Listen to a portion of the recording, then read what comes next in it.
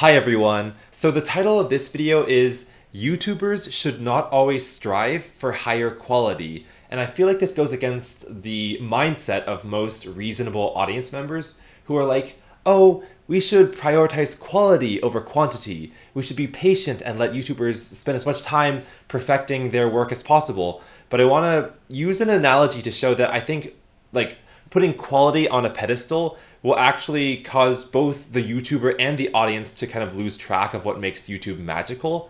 So to start this analogy, I want to draw a 2D graph. So imagine there's a whole bunch of animals with different skill sets. Like fish are really good at swimming, which I'll put on the x-axis. So this is like swimming skill. And then on the y-axis, I'll have like climbing skill. That's like climbing trees and all that. And certain species like monkeys are really, really good at climbing. So you can imagine monkeys would go up here or something. So here's where monkeys would be. That's my monkey. And then fish would be here. So if you were to like just graph where all the species of animals go, you'll get like a scatter plot of like dots like randomly, and it'll make a cloud. And let's say you're trying to find like a lost gem and the gem is in a tree. You'd want to ask the monkey to get it, and if it's in the water, you want to get like the fish to do it. So like if it's in the tree, you're gonna find the dot that's like highest up in this direction. So maybe you also have like lemurs and I don't know, like who swings in trees, like birds, I don't know, like birds. And then yeah, if you need to get a gem from the bottom of the ocean, you try to maximize the x coordinate, which you get the fish. Now this is like super obvious. I'm pretty sure, like, why are you telling me this? Well, here's the thing. I think that like a lot of YouTubers will find this like when they first start and they start gaining an audience and they start realizing like, wow, I used to have 1,000 people watching me and now I have like 100,000. I should up my quality because more people are watching and there's higher expectations. But here's the thing that I think most YouTubers kind of that leads them astray. So quality could be like animation quality or like visual quality of like background. So I'll just call it visual quality. I think what a lot of YouTubers don't realize is that they gain their audience because of having a really charismatic personality. Like there's something just really appealing about the way they speak that garners the audience. And when you think of like TV versus YouTube, we come to YouTube because it's like a sloppy video that has more of an authentic personality, whereas TV is more cookie cutter and maybe there's like really polished transitions, but it just doesn't feel like it has the spirit. So if you imagine you have a scatter plot, like there's probably like thousands, if not millions, of people trying to become viral YouTubers, and there's also probably like thousands of TV companies trying to make the highest quality TV. And if you like see a YouTuber like blowing up, like let's say the odd ones out, like this guy, James blew up I think in 2016 because his sense of humor of his videos was just like a certain style you would not see in a TV show. And also like YouTubers also have like a faster turnaround because they can make videos faster, right? So if there's like a trending news story, like when Harambe, was killed, rest in peace Harambe, I'm sure YouTubers were making videos about it. Well, actually, that's not true. Like news stations were definitely making news stories about it like instantly as well. But like in terms of the high polished documentaries, you get like the shitposty YouTubers making videos before the high polished documentaries.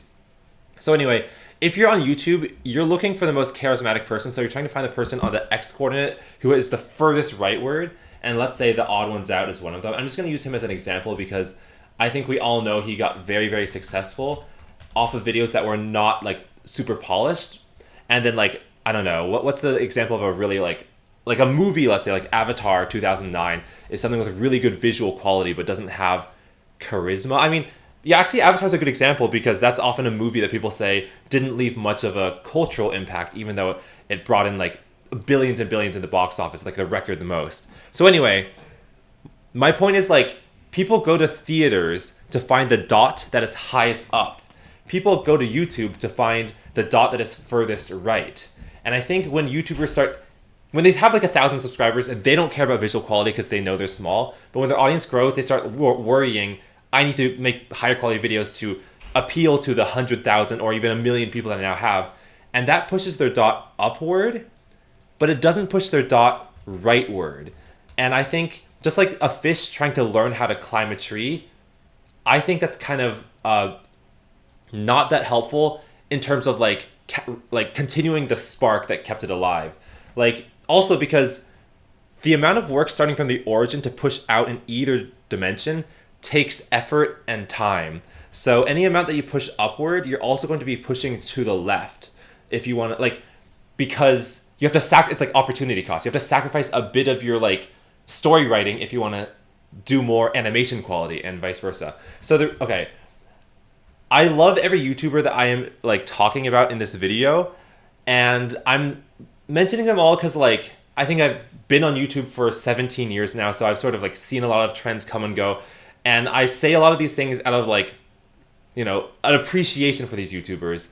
But I would say that Vsauce and The Odd Ones Out are both examples of channels that I think, you know, had the spark, and then at a certain year they started really focusing on higher quality, and I feel like the zeitgeist where they were like just the main YouTuber kind of faded. And like for example with Vsauce, actually there was a video about the eras of Vsauce that came out recently that I thought was really good, and it kind of says a similar topic. Yeah, the 10 eras of Vsauce explained, made by Asian Bay City. I watched it. It's a really good video. But like Vsauce videos from 2011 to I want to say like 2014ish were like just the most inspiring thing to me ever as like someone who's into like education, edutainment. But the videos were shorter. So this is like the early classic to middle classic you can see in the thumbnail.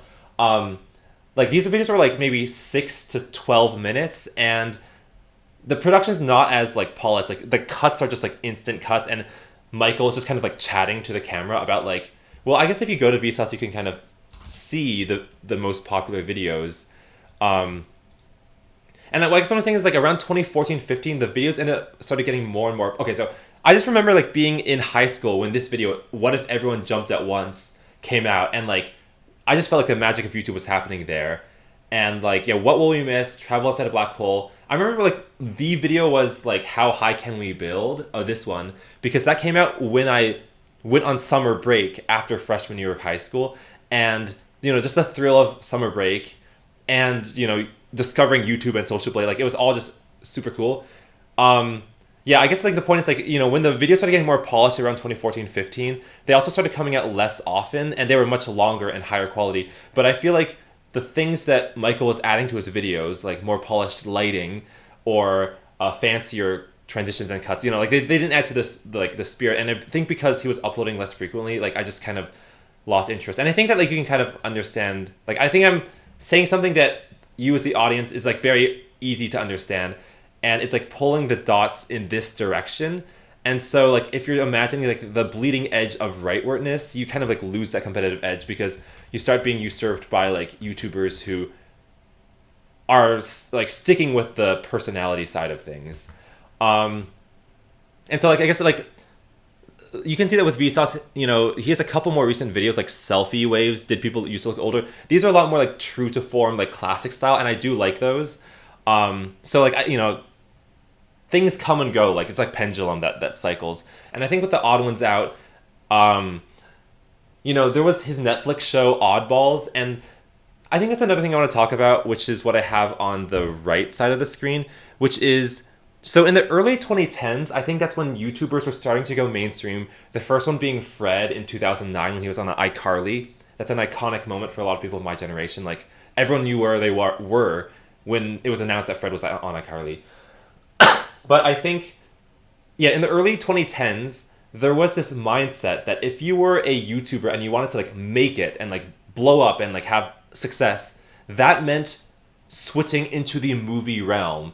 And so like things like the Smosh movie came out, and there was also like the Annoying Orange TV show, and they were all like critically panned. Like I guess there were a lot of critics who were both YouTube fans and also like completely general public critics who didn't know about the YouTube fan base, and all of them didn't like the Annoying Orange TV show. They didn't like Smosh the movie, and I think there's like a few other examples, like Fred the movie. Like yeah, all of them were just, I mean, I like Fred the movie, but the point is like YouTubers are good at a different skill set than what it takes to make a movie good. And I think we are learning now that when YouTubers try to make movies, because that's like higher quality and that's more to be aspirational, they fail because, you know, like it's like a fish trying to climb a tree or a monkey trying to swim. Like I don't want to always say stick in your lane and stick with what you're good at, because it is good when people try to pivot, like, Filthy Frank and Joji, and everyone knows, like, you can do it, but it's really, really hard. But I also think that, like, when you have found yourself in the top 0.1% of all humans at some skill set, and, top 0.1% is like the odd ones out when it comes to, like, blowing up on YouTube, because very, very few people get to, like, 17 million subscribers. When you find yourself in the 0.1%, I think you should, no matter what you try to do, like, you should make sure that that skill that pushed you to 0.1% is a pivotal, crucial aspect of your work.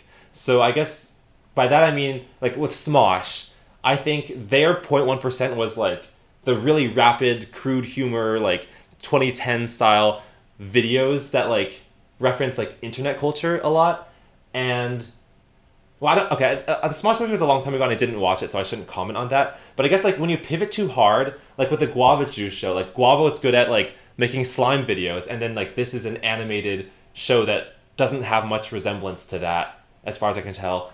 I haven't watched it, so I really feel like I shouldn't critique it. But I guess my point is, like, sometimes these pivots are so, like, extreme of a change that I think they're not realizing that they're being measured on a different metric, and they're not in the top 1.1% anymore.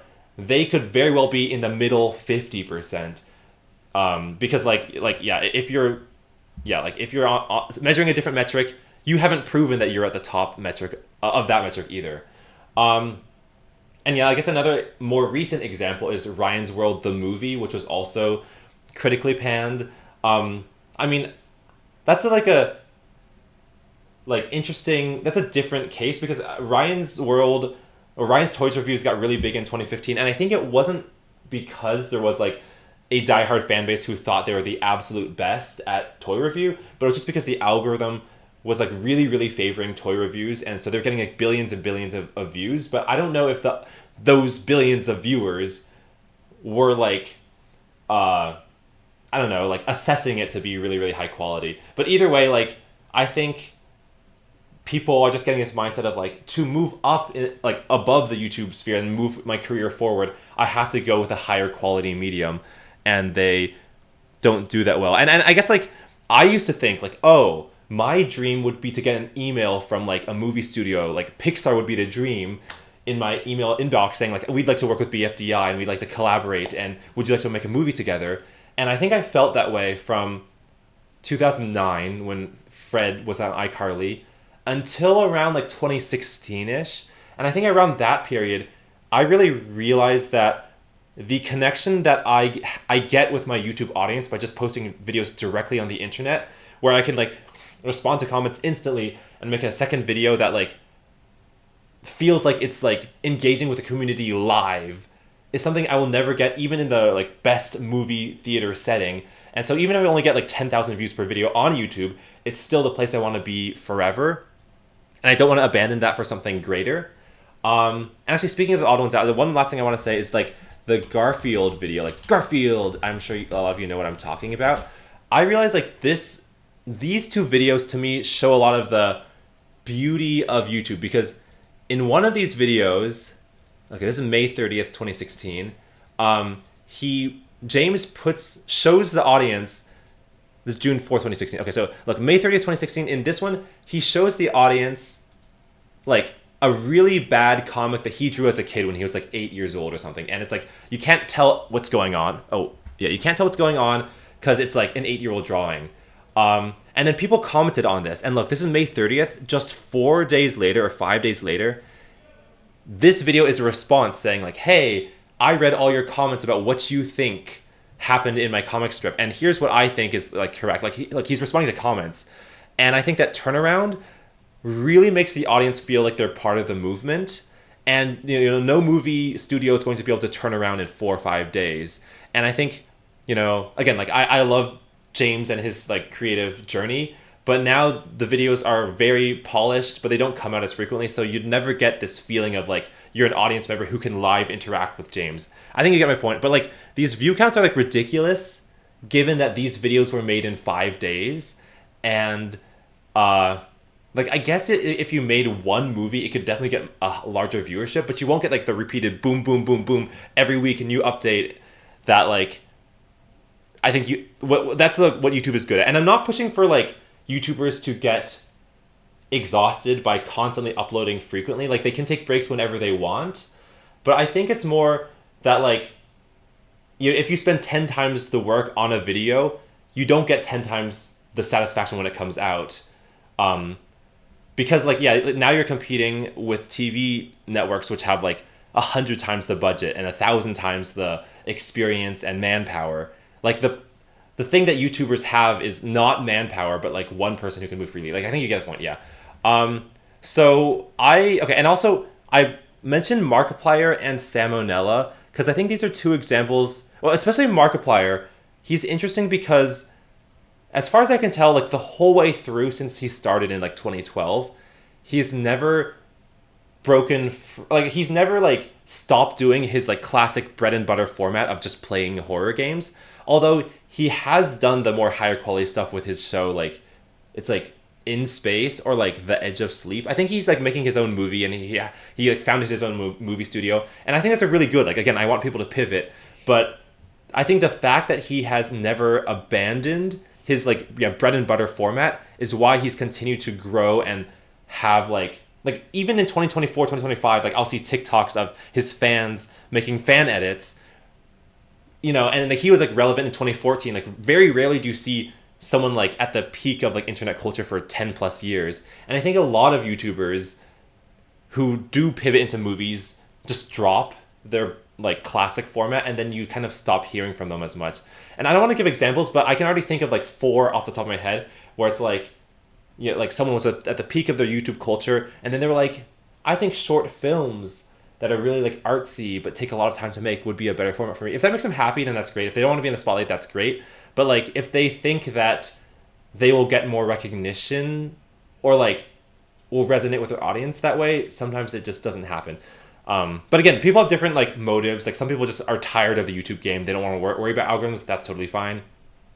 And then with Salmonella, I think he doesn't upload as often anymore. But I think every time he uploads, I feel like the sense of humor that he like has is just exactly what made Salmonella like viral a couple, or like I guess 2018ish or I don't know when he first blew up.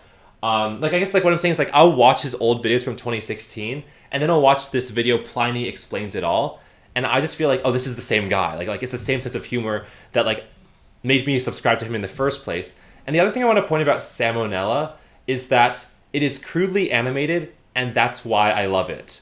Like if he did go the route of like polishing the animation, which a lot of animators did do, and like he had lip syncing, or maybe he made the stick figures look more realistic and added noses or added shading, it would lose a lot of the charm, and it would also take longer to come out. So I think it's really, good.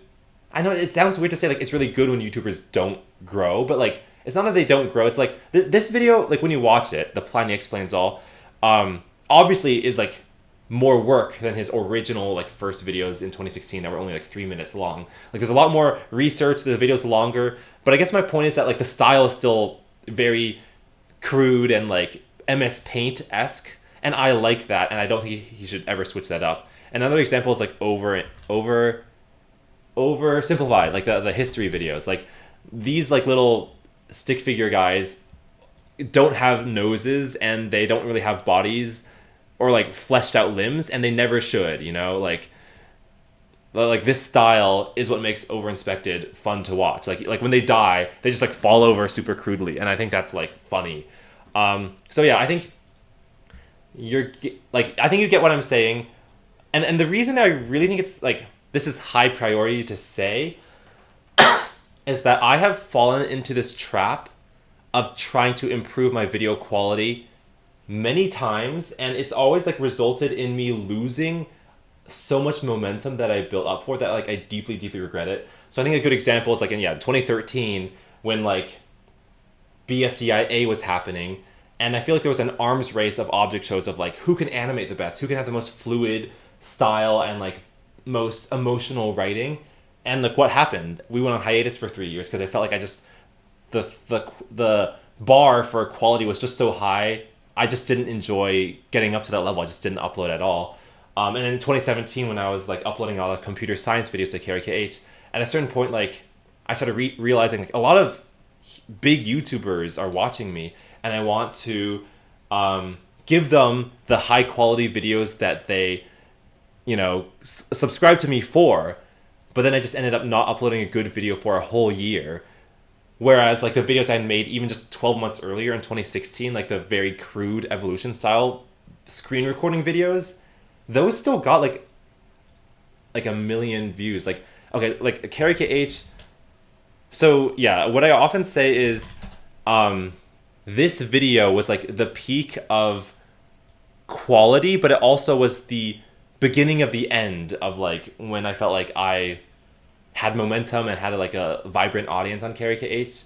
And like it's just too much animation. It's like 15 minutes of animation, and you can't expect any single YouTuber to keep up that speed of production. So I guess like my point is like this probably took me like at least 3 weeks, but like a good chunk of that. So like of those 3 weeks, maybe 1 week was coding, doing the like computer science research that like I guess I was like specialized to do because of my computer science degree at Stanford. But then like the other 2 weeks were animation. And I think like bringing us back to this chart, the coding, which was less of the work, brought me all the way to one side. And then the animation, which is like where I was like super special, and the animation was bringing me up very, very slowly because maybe I'm like the 5th best coder, but I'm like the 10,000th best animator. So I really shouldn't be wasting my time animating. But I did because I thought like, oh, I'm getting like lots and lots of views now from like YouTubers I look up to. I need to give them what they're expecting. And then that just resulted in me not uploading. But the reason I bring this up is because if we look at the view counts and we compare it with like Carrie KH, Evolution, Jumping. So like I said, this took 3 weeks, but this video probably took me like 1 or 2 days. Because yes, the Evolution Simulator itself took like weeks of coding, but there was a certain period around the summer of 2016 where I would just like make a small tweak to the code of the Evolution Simulator, such as like what the fitness function was, but everything else code-wise was the same, so it was very easy. And then I'll just record myself for 48 minutes just exploring what happens with very little editing. So I just remember, like, if you look at the catalog from summer 2016, every couple days I would upload another video. And, it got fewer views because it's not as high quality, but it's like 1.3 versus 1.8 or 1.9. Like, if you're spending a tenth the work to get almost as many views anyway, I would just do a tenth the work. Like, I think the amount of cost of time that goes into a video, like, isn't often, like, factored into the equation of, like, when content creators are trying to figure out, like, how to make them the best videos, they're often looking at the view count and they're trying to maximize it, but they're not taking into account the time cost of how much effort it is. So, like, I think, yeah. I think you get what I'm saying. And the other thing I wanted to say is that, like, now I feel like a veteran YouTuber. Like, I've just been on the platform for so long that, the sort of, like, rookie's passion and, like, vigor and, like, excitement to just, like, grow super, super fast because you're just, like, the next it kid. I don't think I'll ever feel that again because I've just been doing this for so many years. But, like, there are so many younger, fresher YouTubers that I see coming up, and I guess there's part of me that wants to help them and wants to make sure that they don't fall into the same pitfalls that I did. So if there's a YouTuber that I see, like, is kind of like, yeah, starting to accelerate growth, and I know growth isn't everything, but, like, let's say they're trying to see if they can turn YouTube into a career, and so they don't have to, like, get a 9-to-5 job or something. Like, in order to do that, you have to make sure you reach a certain, like, threshold of viewership so you can fund everything and, like, they can make money off of ad revenue and all that. Like, so numbers do matter if you're thinking about that. But I see, like, a similar pattern of, like, they reach a certain size and then their uploads start to slow down as they try to make more polished videos. But the polish is only just making it look fancier and more like a TV show, but it's not actually making the videos more enjoyable to watch. And I think, like, they're actually, like, shooting themselves in the foot. Like, I shot myself in the foot. Like, remember, if you try to make your videos more polished, you're now competing against TV networks with, like, yeah, like, way more money. Whereas if you just, like, shitpost video, boom, boom, boom, they're all really bad, you're beating TV shows in a way they will never be able to beat you at. And I think you want to be able to, like, do that. You want to like use YouTube's like strengths to your strength. Like YouTube's strength is that like you can upload 5 times a week, and you can do it really quickly, and you don't need to get vetted by a whole bunch of like green lighting boards of like approval or whatever that TV networks have to deal with. So I think I don't like I don't want to.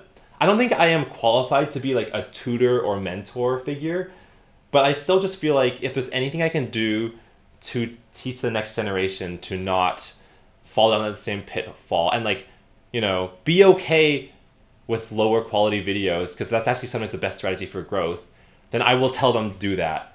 And the thing is, like, the audience, like, don't listen to the audience. Like, the audience will always tell you, we want higher quality videos. And also, if you have like a reasonable, nice audience, they will tell you, take as much time as you need. We're not going to pressure you.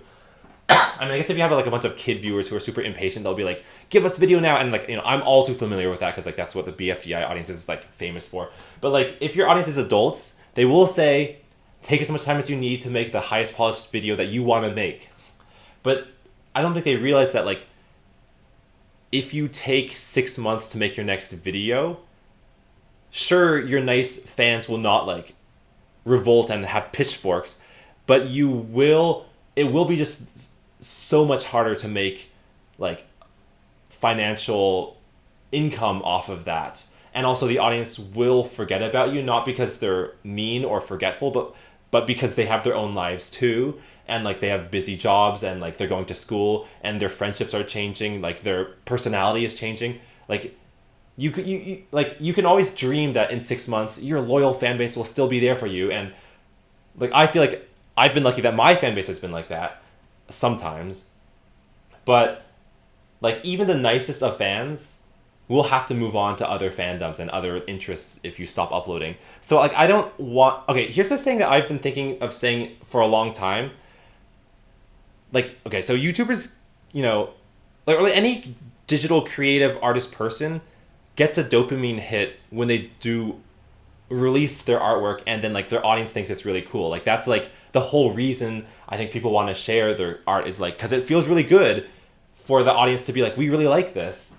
But okay, the phrase I wanted to say is like, I want you to upload more, not for their sake, but for your sake. And what I mean by that is like, there will be like really petulant, entitled feeling fans who are like upload now, like where is like BFDI A6, where is like your next video, and like you see these comments and it really like frustrates you, and like you stop wanting to make the videos. But like the reason I want to encourage YouTubers to keep uploading, again, it's not for the fans' sake, but for your sake, because when you upload that video, you will feel good, and like the fans who really care about you will feel good. So like me saying like, please upload faster is not in the same category as like the fans who are just like, please upload more, please. Like, I think this is just to kind of remind you of like the thrill of YouTube and why you came to this platform in the first place, is that like you felt really good when you uploaded a lot. And I think that like when people start getting sucked into this like cycle where they don't upload for like 9 months, like they're not getting the excitement anymore. And like, sure, you can be like, well, they're busy working on the next video, but like, you know, the dopamine that like pushes you to make these videos is just running dry in that period. And so I think most people would benefit if they just push themselves to upload at least like once a month or something. And that's something that I'm trying to work on too, because I sometimes fall short of that. Yeah, okay, I know I've been talking for a long time, and the thing is like, a lot of these rambles I don't have a plan for, and I think about like, I should script them, because if I script these rambles, more people will be able to watch it to the very end. But I also find that if I script them, then like, again, like I don't think this video would have ever, or like it would have come out like 6 months from now. And I was like, I just have so many thoughts about like YouTube that I need to just like get out there in some like super sloppy way, that I should just record myself speaking and not edit it. But like, if it resonates with people, and if it seems to be a point that people want to hear more of, then I can make a more polished scripted video. Or I'm not promising anything. I guess what I'm saying is like, let's say I do like constant daily rambles, maybe not daily, like weekly rambles. Most of them will flop, and most of them won't like take hold and like feel valuable to all the aspiring YouTubers. The 10% that do, those are the ones that I will try to flesh out in a more cohesive argument. The end of my video. Yeah. Thank you for watching. I'm trying to figure out like how I should end this and if there's anything else I wanted to say about this topic. Because I think I've sort of said everything. Yeah, I think so. Like, I guess like I mean I could keep listing more and more examples. I mean, okay, I will say one more, which is a little bit more in a topic I don't talk about much, but I'll just say it. So one of my favorite YouTubers of all time is ContraPoints, and she makes a lot of videos kind of talking about kind of like culture and society and like the political landscape of the world. And every video she uploads, like I watch like all of, because I think her insights are really valuable. And I think with like a lot of YouTubers, you know, like she has also uploaded less frequently now than in the past, which again, I don't want to pressure any of these people. Like you are allowed to take as much of a break as you want in your own personal life. I don't know if you're going through like personal struggles, like that's okay. But I think there are other creators on the other side of the spectrum who are not fighting for quality and are just like uploading so fast, like podcasts, like alpha male podcast bros, like very right wing. And I think because they are posting every single day, it's just like flooding the algorithm, and that's why they have more cultural sway right now. And so I guess like my whole thing that I was saying earlier about like why it's good to upload faster, because like you will feel better and you will feel like you're part of the community. There's also a sense that like if you want to like have more influence over the conversation, like just where the cultural zeitgeist is, like you also have to post more. And I think yeah, like I think I understand why H Bomber guy's another really good example, and I mentioned him in an earlier video because of his plagiarism video that got 35 million views, and I think, you know, did a lot to convince the online space to not plagiarize, or to like be a lot more intentional with like citing your sources.